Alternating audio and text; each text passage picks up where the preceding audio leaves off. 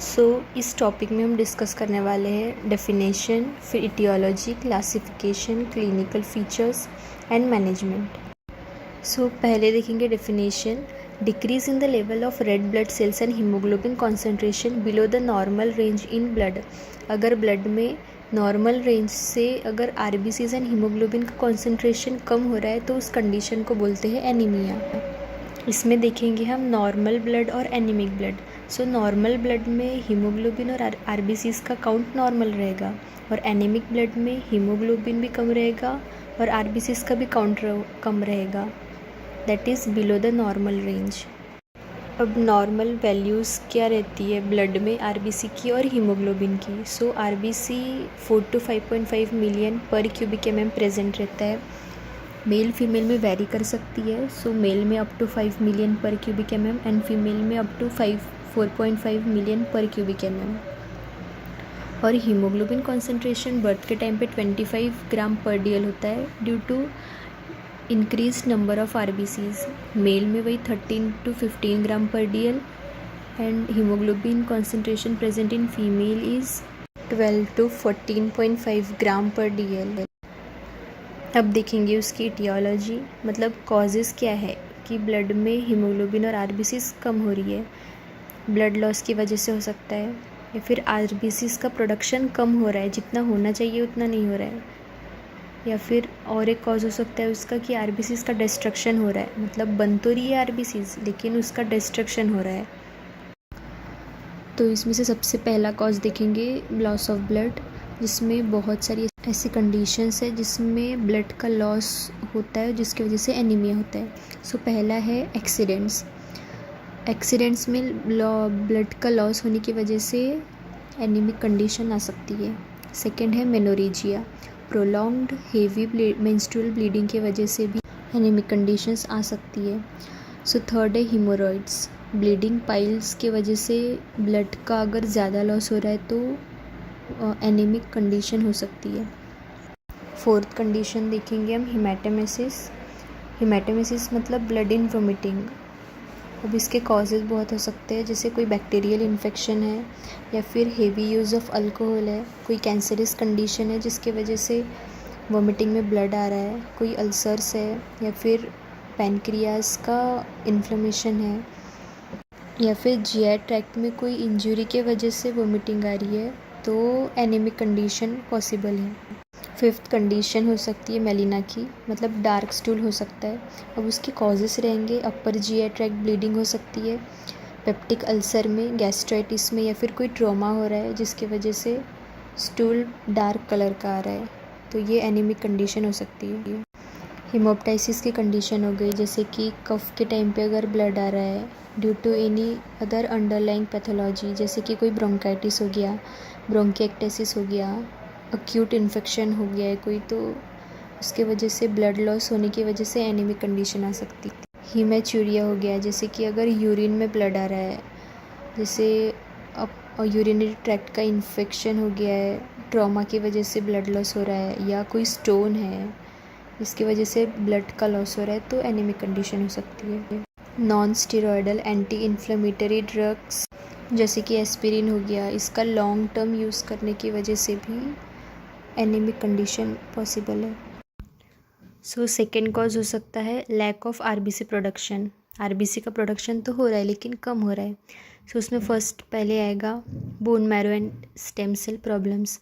RBC का production होता है बोन मैरो में, और अगर बोन मैरो में कोई प्रॉब्लम आ रही है तो आरबीसी का प्रोडक्शन कम हो जाएगा, which leads to anaemic condition. उसके बाद है आयरन डिफिशियंसी। हीमोग्लोबिन के फॉर्मेशन के लिए iron is most important component. अगर उसकी डिफिशियंसी हो रही है तो हीमोग्लोबिन बनना कम हो जाएगा। आयरन अगर डाइट से प्रॉपर नहीं मिल रहा है या फिर लॉस ज़्यादा हो रहा है, प्रेगनेंसी के टाइम पे डिमांड बढ़ जाती है। अगर आयरन की डिफिशियंसी है तो हीमोग्लोबिन कॉन्सेंट्रेशन ब्लड में कम हो जाएगा। उसके बाद आता है विटामिन B12 डेफिशिएंसी। कुछ विटामिन ऐसे हैं जो कि हिमेटोपोएटिक सिस्टम में हेल्प करते हैं to formation of the RBCs. So vitamin B12 is one of them. तो अगर विटामिन B12 की डेफिशिएंसी है तो वो कंडीशन है मेगालोब्लास्टिक एनीमिया। उसके बाद आता है genetic disorders like thalassaemia. Thalassaemia ये जेनेटिक डिसऑर्डर है जिसमें ऑक्सीजन कैरिंग प्रोटीन मतलब जो हीमोग्लोबिन है और आरबीसी है इसका काउंट कम हो जाता है। This disease is characterised by musculoskeletal disorders and bone deformities. उसके बाद आता है deficiency of substance essential for haemopoiesis. मतलब हीमोपोएसिस ये प्रोसेस है in which there is the production of blood cells and platelet which is occur in bone marrow। हीमोपोएसिस के लिए जो सब्सटेंस रिक्वायर्ड रहते हैं अगर उसकी डिफिशियंसी हुई तो एनीमिया हो सकता है। इसके बाद जो थर्ड कॉज हो सकता है वो है इंक्रीज आरबीसी डिस्ट्रक्शन। मतलब आरबीसी का डिस्ट्रक्शन बढ़ रहा है, वो प्रोड्यूस तो बराबर हो रही है लेकिन डिस्ट्रक्शन ज़्यादा हो रहा है।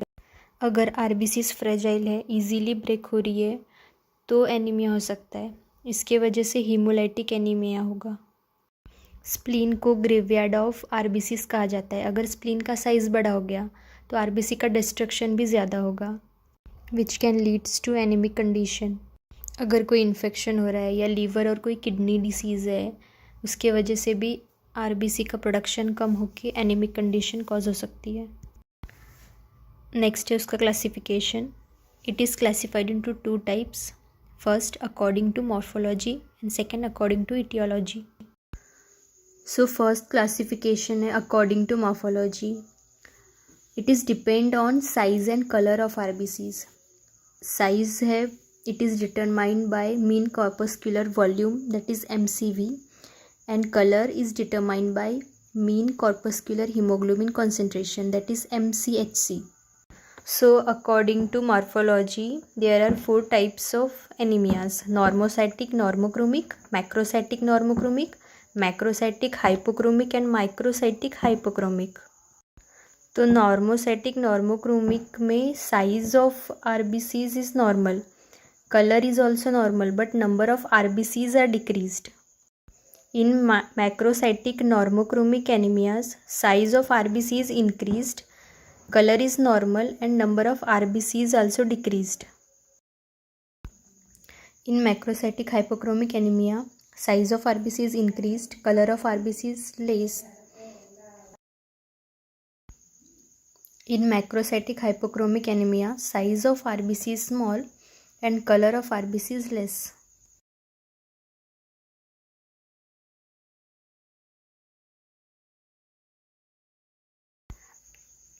So according to etiology there are 5 types of anemias: nutrition deficiency anemia, hemolytic anemia, aplastic anemia, hemorrhagic anemia and anemia of chronic diseases।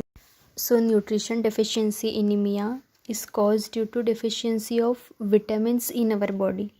It might be vitamin A, vitamin C, vitamin B12, folic acid। So second is hemolytic anemia. It is caused due to destruction of RBCs। So third is aplastic anemia. So it is a group of disorder in which hemopoietic cells of bone marrow are replaced by fats। So there is a failure in formation of RBCs results in anemia।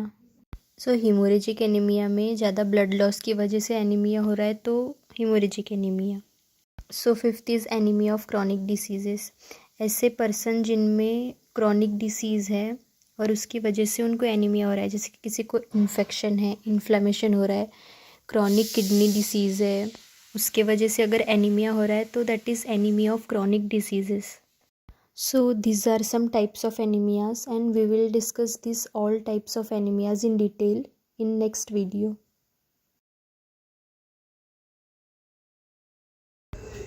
सो अब देखेंगे clinical features. उसमें है pale skin and mucous membrane.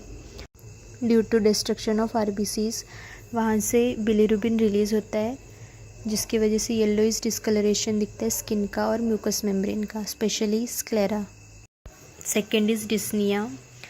Due to decreased number of RBCs oxygen binding capacity कम हो जाती है जिसकी वजह से डिफ़िकल्टी इन ब्रीदिंग होता है। देन देयर में बी हेडेक, इंसोम्निया हो सकता है,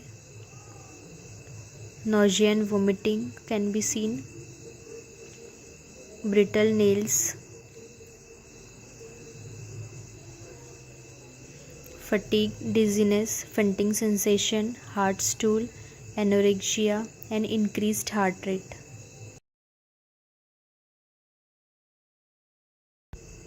अब मैनेजमेंट देखेंगे। मैनेजमेंट में करेक्शन ऑफ डाइटरी डिफिशियंसी, जिसकी वजह से एनीमिया हो रहा है, जिस डिफिशियंसी की वजह से हो रहा है उसको डाइट में करेक्ट करके मैनेज कर सकते हैं। Then second is treatment of underlying cause, जिस कॉज की वजह से एनीमिया हो रहा है उसको ट्रीट कर सकते हैं। जैसे कि क्रॉनिक किडनी डिसीज़ है, उसको ट्रीट करके एनीमिया ट्रीट किया जा सकता है। Then third is vitamin and mineral supplements. Fourth is blood transfusion. If there is severe blood loss then blood transfusion can treat the patient. We can also give antibiotic therapy.